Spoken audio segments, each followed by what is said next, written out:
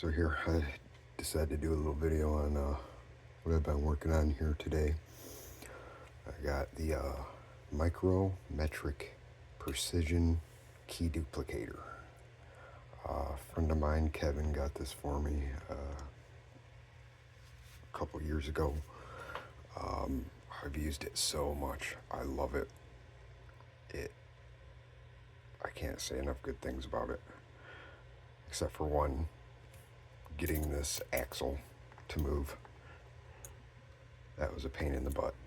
But what I got going on is I need to change the cutting disc. It's as you can see, it's pretty worn. You don't got much of a sharp edge there. I think it's time, and I need a new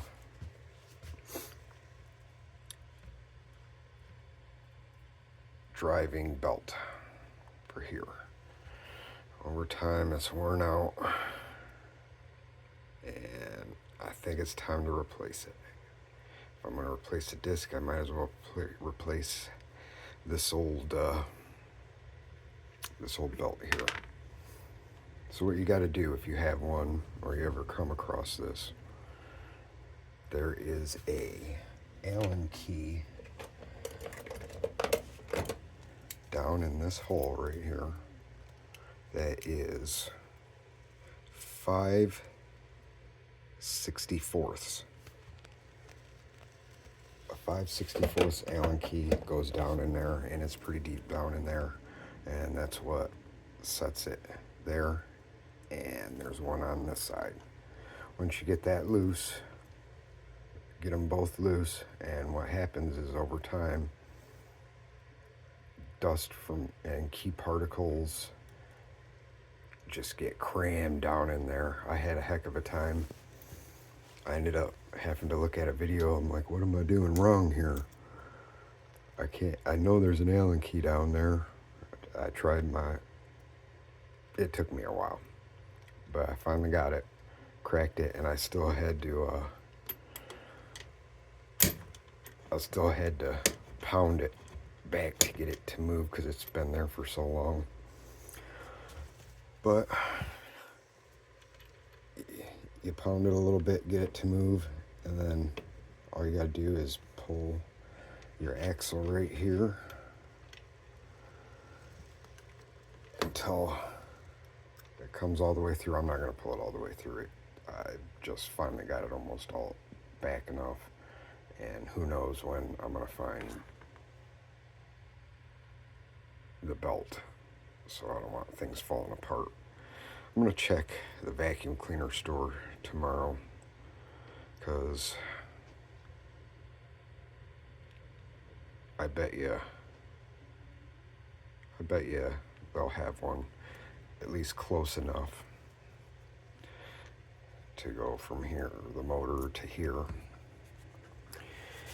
And since I was changing all this out, I pulled the motor off and cleaned under it a little bit, and I thought about painting it a different color, but I gotta pump the brakes here. I just want to work in key duplicator, because I actually do need to make a key, but that's beside the point. But what this looks like when it's fully assembled, just a quick, if you don't know, the cutting disc goes here.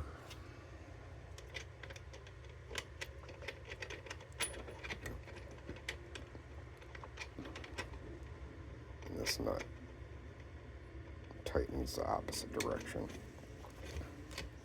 And what you do is, oh dang it, I thought I had brought the keys over here. Oh, here's two. You mount your key. You mount the key that you want duplicated. So say this one right here had a 5, a 4, a 2, a 1 cut.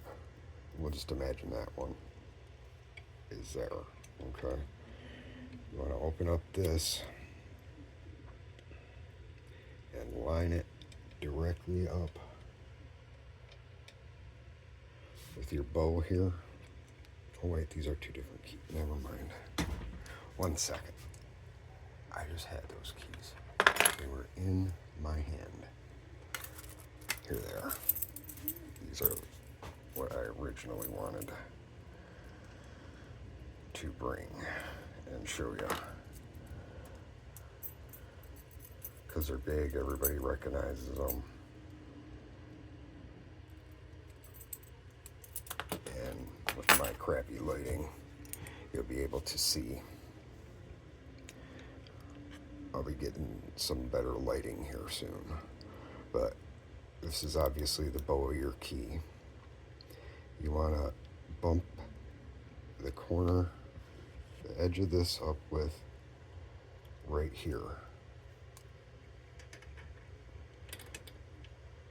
So you put it in there and slide it until the bow of your key is pressed up against it like it was inside the keyway.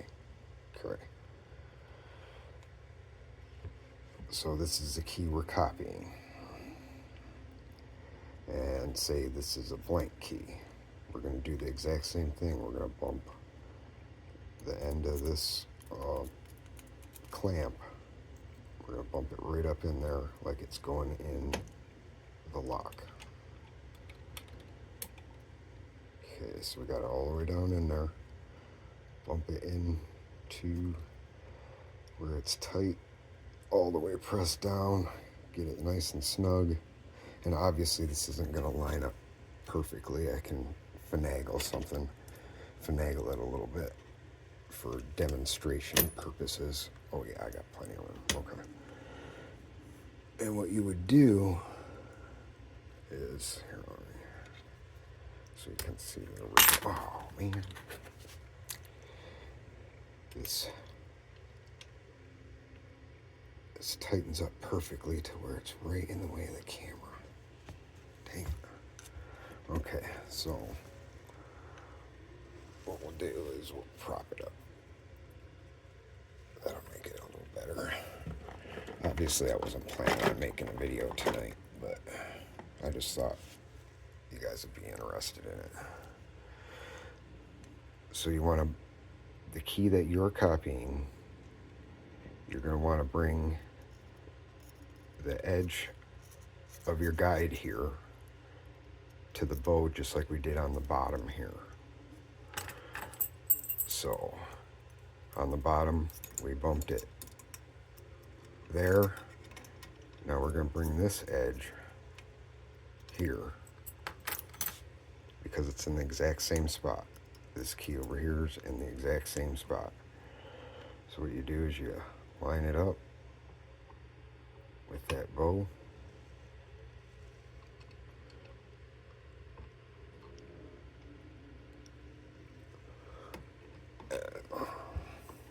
I actually might be able to line it up if I take the washers out, or at least put them on right. Because this is just a demonstration, but I want you to get a good feel for what's going on.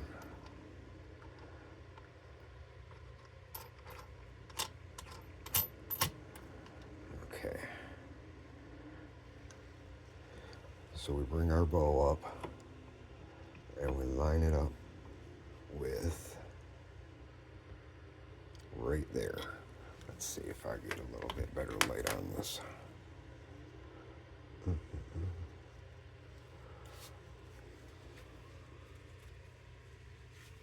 So you would turn your key machine on and line this first one up right there.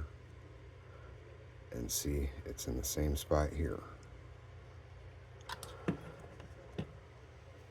Now, this guide here is going to follow the peaks and valleys of this key. So all you're going to do is this wouldn't even be cutting right now. It would just be gliding across the top. Slowly move it to the left, And it goes down into that first pin stack, and then we come up and boom, down into the second one, third, fourth, fifth, and then we would follow through with the key all the way through so that we get a perfectly duplicated key. Now this key right here was a little short, so that would be one thing you'd have to keep an eye on, because I don't know if you can see, it doesn't come all the way to the end when it's butted up to that. And other keys do when they're butted up. But I always thought this one did, but well, anyway, yeah. So that would be the demonstration of it, but I'm gonna get a new cutting disc, get a new belt, and then I'm gonna mount it on the wall. Because I love this thing. Kevin, if you're watching, thank you. I appreciate you. You've been a good friend to me over the years. Very good. And with this locksport community, you get to meet some interesting and very good people that end up being lifelong friends and people you didn't even realize you couldn't imagine your life without knowing that person. I'm glad I met him, and yeah, but anyway, that is my micrometric precision mini. I forgot to tell you mini. Oh, micro key duplicator. I love it. I can't wait to get the new disc on it. So then now, what I've been playing with is, I went through my boxes of picks and miscellaneous locks that I got, and this was a lock I started a few years ago. This is a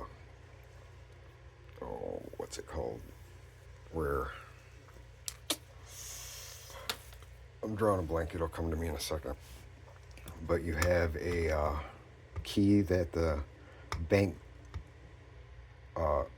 safety deposit box. There we go. Sorry about that.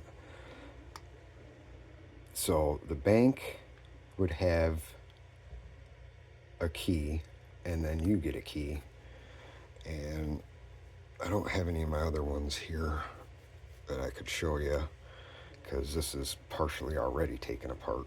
But I do believe you get the smaller key and they have the bigger key. No. Let me take that back. They have the smaller key. You get the bigger key with the bidding on it.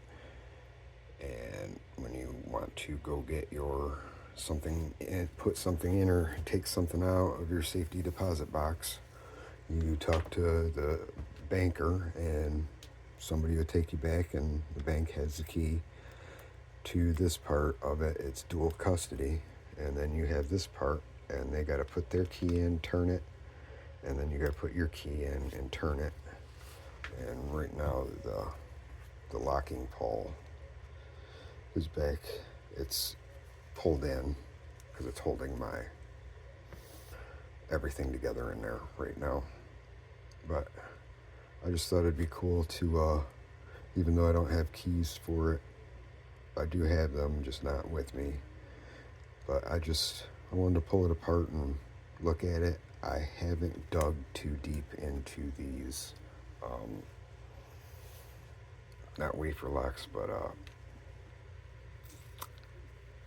that'll come to me. You guys know what I'm talking about. You got to give me a little bit of leeway. I'm new at the YouTube. YouTube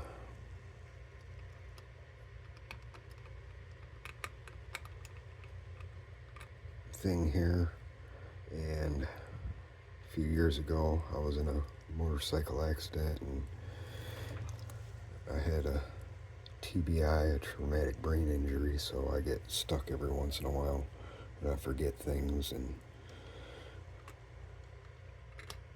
but that's what happens. I'll get better as I get more comfortable at making videos, because I've never made videos before, and I'll get better and comfortable, because it's just weird to talk to somebody who's not even there and I'm supposed to have a discussion with them. But yeah, so we take this face plate off, and this is the operator's key, which would be yours. If you had a safety deposit box, you put your key in, and as you can see, hopefully you can see, let me bring it up here.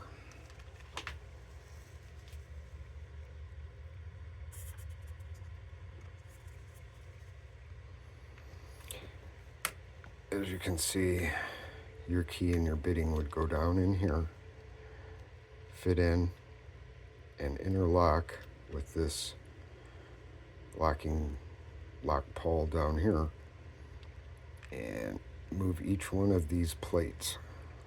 I'm going to get into focus. These are stacks of plates that when they all line up, this bar, just like in a safe lock, once you get all these bars lined up, this bar can recess, and there's one up here, can recess and pull your locking pawl back. So you would go say, hey, I want to open my safety deposit box. The lady would go, okay, and take you back, and she would put her key in, turn it, and that would initiate this first disc. I don't know which one exactly it is, but because you need the key to see, I'm assuming it is this one sticking out right here. So your key would hit that and push, would hit this disc right here, because you can see I can move it up.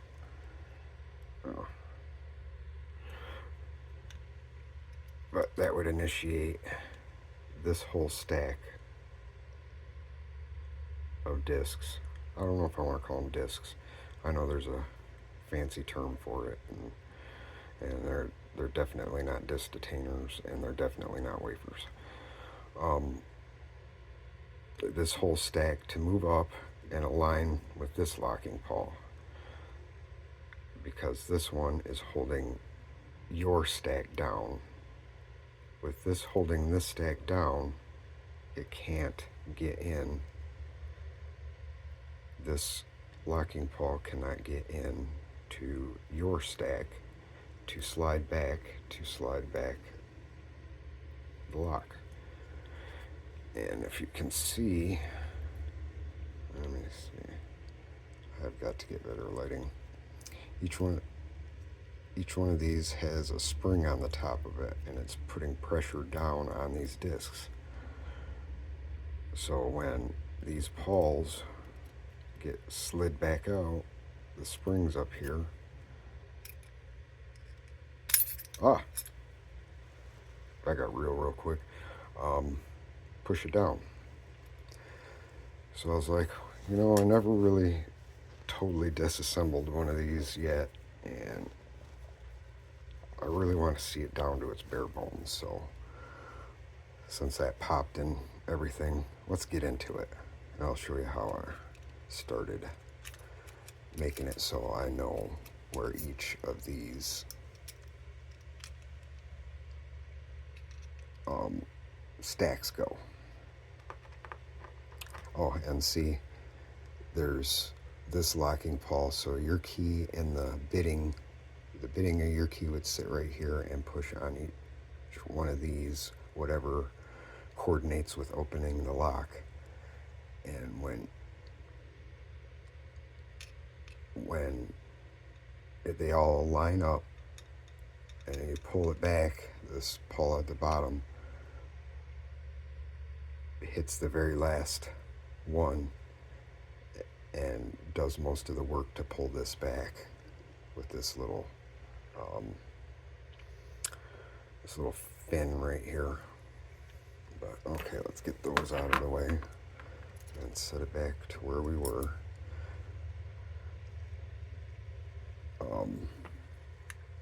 You probably want to know what all the fancy names to this are, but I just don't know yet because I was just getting into these and then I got sidetracked for a while. But let's learn together. And I thought I should make a video tonight, at least another one, and I'm having fun. So, all right. So what I thought is I better mark them.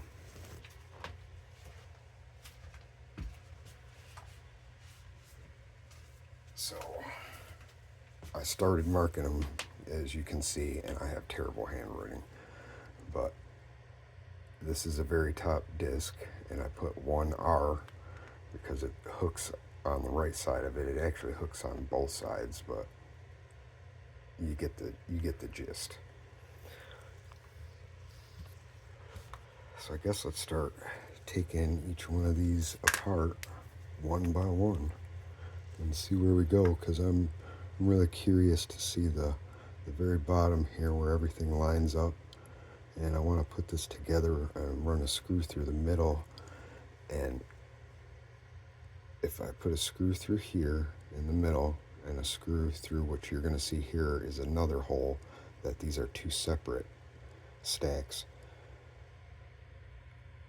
Put a screw through here and put it together, and then I can turn them and put it right in front of the camera, and you can see each one of these plates. Alright, so I marked that one. That's what I started with, which is the connector plate. That's what we'll call it for now. I will find out all the actual names, and we'll do another video. This will just be a fun video for tonight. And I got down to the second one, and this connector plate does not have a spring, but the second disc on this stack does. Oh.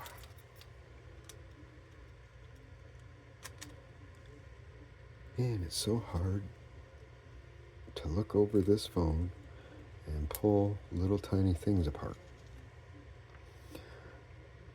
So, oh, look at that.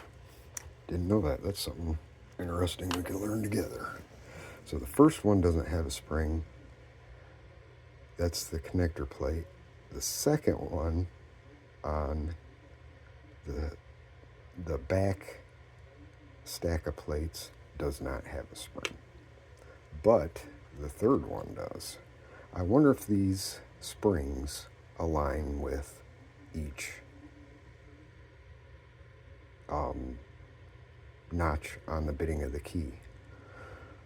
When I get the rest of my lock collection, I got a couple of really nice ones of these that are put together. We can do another video of it and find out for sure, because I got all the keys and everything. So, I put disc 1 right, or plate 1 right, plate 2 right, plate 3 right. And I really started getting interested. And I wrote down plate 4, and I said, I should make a video of this, because I've been messing with stuff all day and not made a video.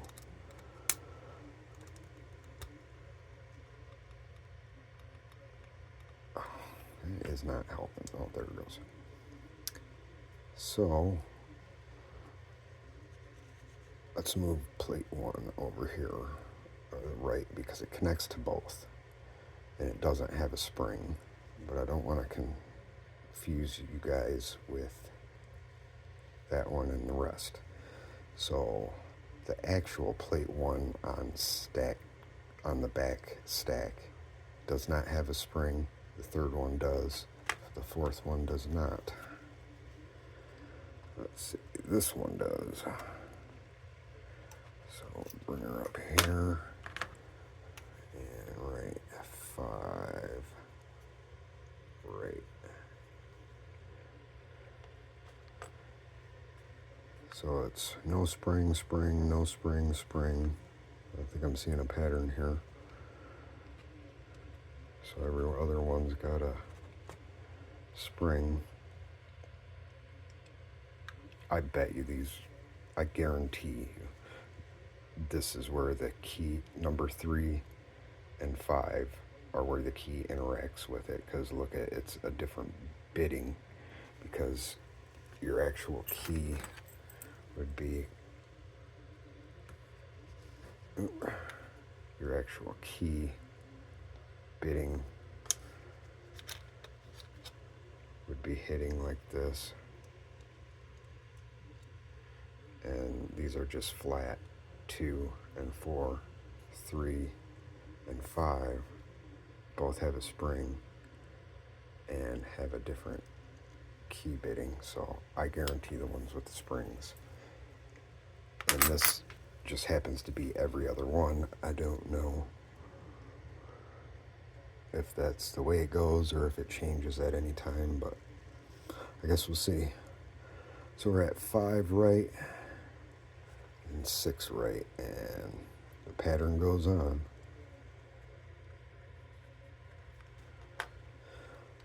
And imagine that. A different shape.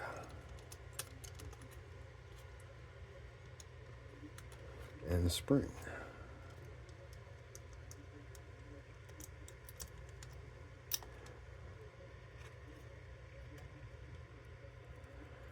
Okay. Huh. I wonder if this plays in at any point. Let's see. Let me see if I can get you closer here. Right, a little bit more light on it. Let me get my. Just 1 second. Let me put my miner's head flashlight on. I'm gonna get a nice ring light so we can actually see. We're just getting started on learning all this YouTube stuff.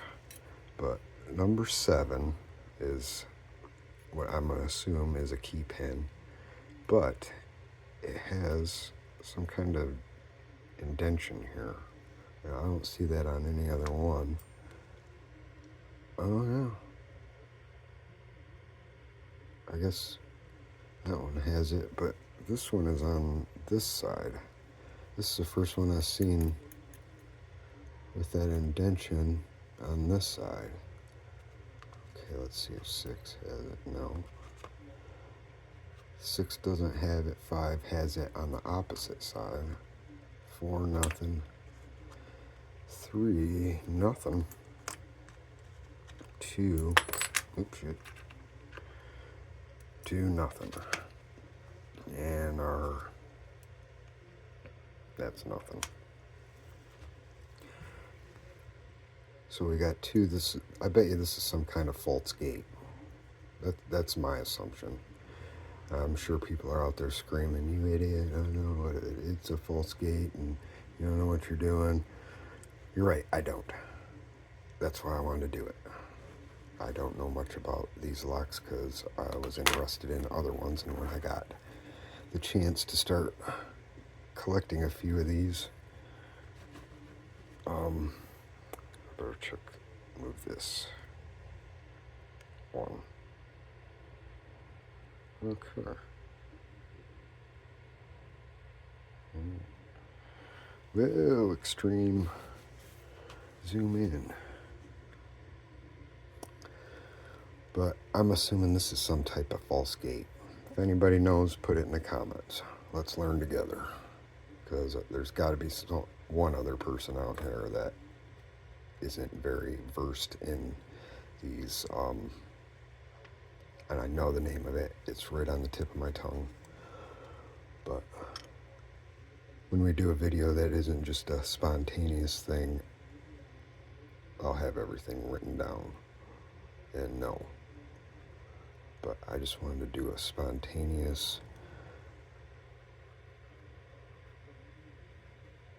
video showing the way I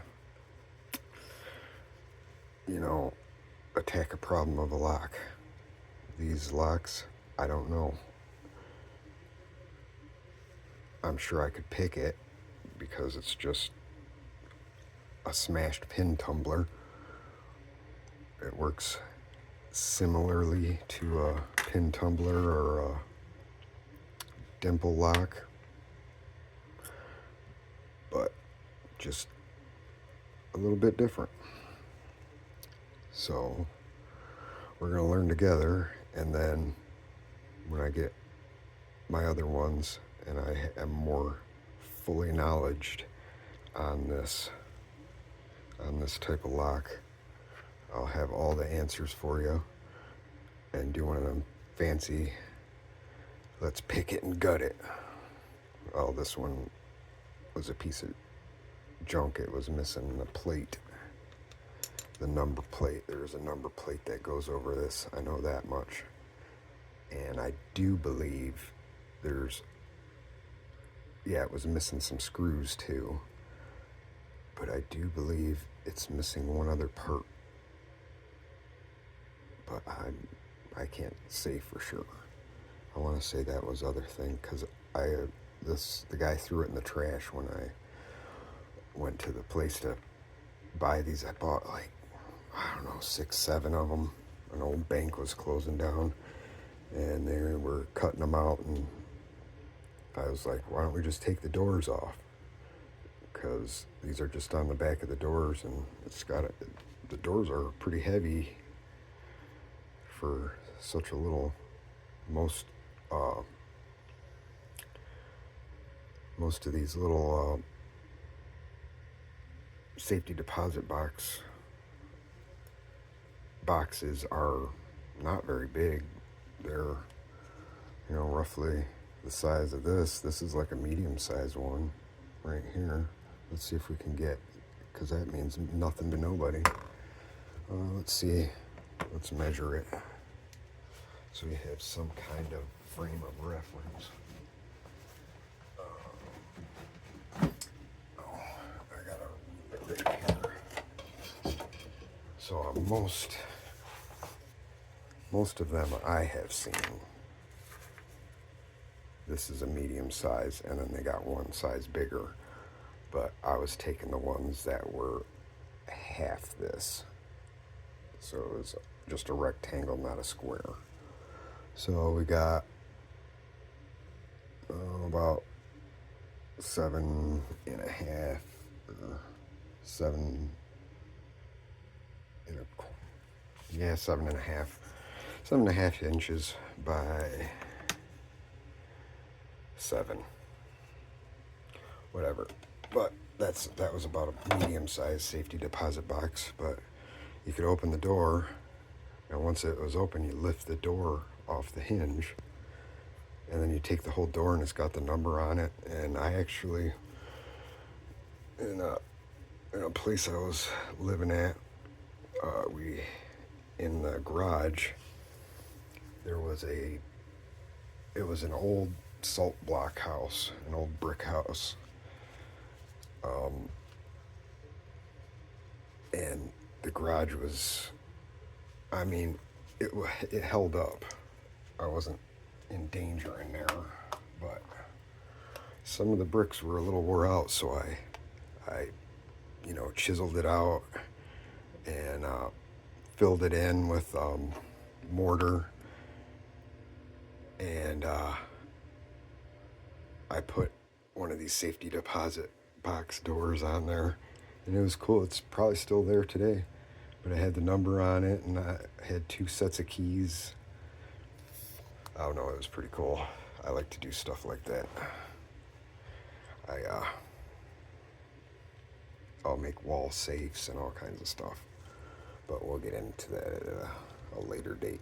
Let's finish pulling this apart. So this is the plate stack for what we're assuming is the customer key, and I'm 99% sure I'm right on that. But yeah, let's start here. This is, so that was 1, so we'll start with 2 left.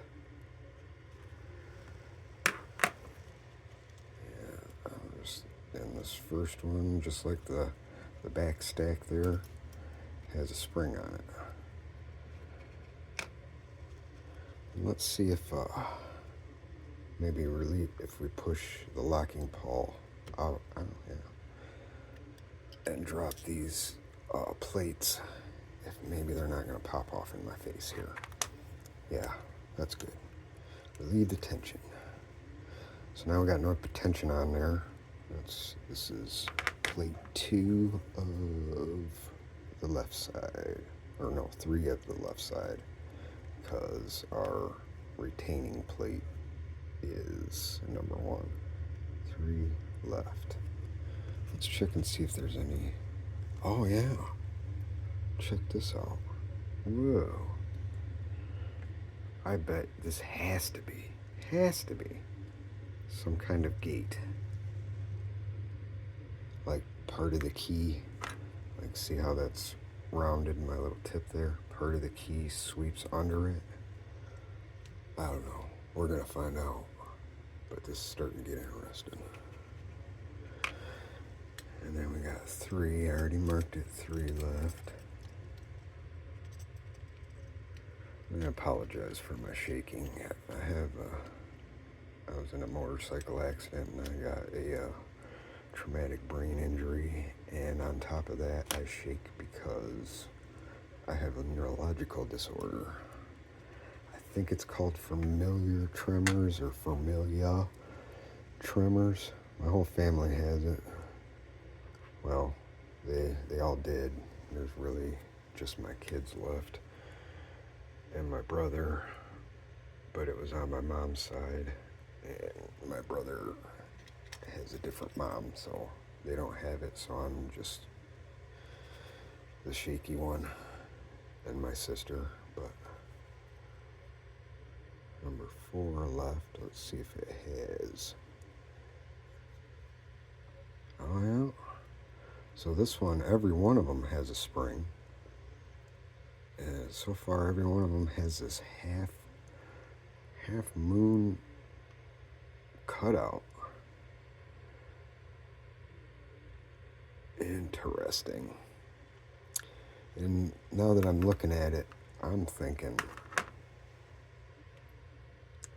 I think I'm right that there's gates, but I don't think this is a gate. What I'm thinking is this is just a spot where the key moves through, because I just noticed, I think this is a gate.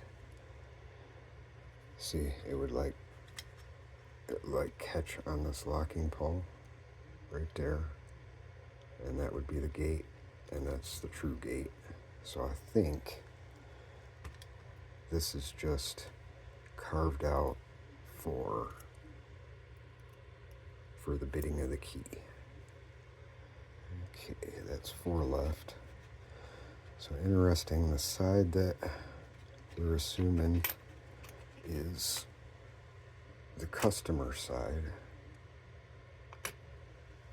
has cutouts on every one on the back side and a false gate on every one, where the security or the control, or I know there's a right name for it, but I can't think of it right now. It looks like The first one doesn't have a gate or anything. The second one looks like it has some type of gate. And then nothing, and then some type of gate. And then nothing, and then some type of gate. And there's only, what was there? I don't remember. There was like 2 that had just a little gouge out. And only every other one has a spring, where this one has all springs and all gates. All right. Well, let's move on to that one was 4. It's getting a little easier now. So we got 5. 5 has spring, obviously. I think they all have a gate and a cutout. So they all have a spring, a gate, and a cutout. And 6. 6 left. Spring, gate, cutout. And this looks like it's the last one. 7. 7 left. So spring, gate, and no cutout. Interesting. You know, I did spend a lot of time a few years ago I was working with and kind of bought into a old locksmith company, and the plan was I was going to sell all the lock equipment, and this place was huge. I mean huge. You can look back on my Facebook and see some of the pictures, but the money and partnership wasn't important. But that company had these, and this is where I got these from. No, I got these from the bank. So then I got 2 sets of these. Okay. Anyway, I did get a set from him. This may be them, but he had a key cutter for these, and it was pretty interesting. I just got to look at it for a minute because I was more interested with other things, and shortly after that I got obsessed with dual control keys, or locks, and I started collecting those. And like I said, this was one that was going in the trash because it had both keys, but the faceplate was gone, and I think there's another part missing. I want to say there was a spring back here that kind of pushed this out, but I don't know for sure. We'll find out soon. But yeah, we're down to the bottom. We're out to the, and there is the lock-in mechanism. So this bottom piece, when it's in there, looks like it fits in like this, and when it's down, it's out. So when you put tension on it and turn it, it goes up into this notch and then pushes and stops right there. So this last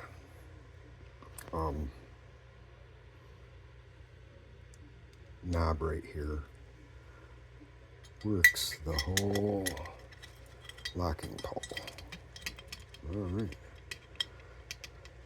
Wow, this is cool. I wish I had the keys. I'm 99% sure I do have the keys, but I think they're in Alaska. So yeah, okay. Yeah, I think I'm right. So see, it's all the way down. Let me put my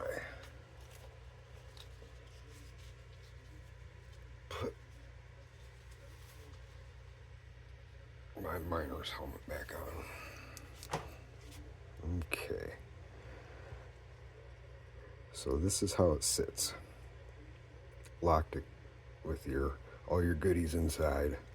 And you come with your lock, obviously the main lock here. And so I don't understand. It's one of these discs over here, or plates. Obviously moves something here so that this can slide back. Has to be. Okay, so they do their part.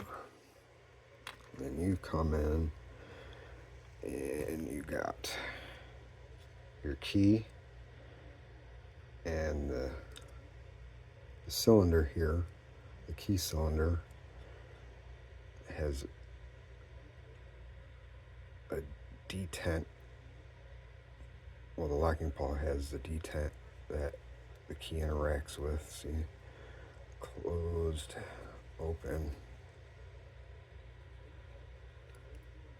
And then each one of these has to line up. Each one of these has to line up with that piece right there.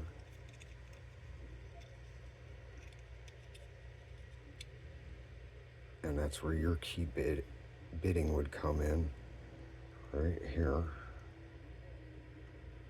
Your bitting would be in there and would line up with that plate.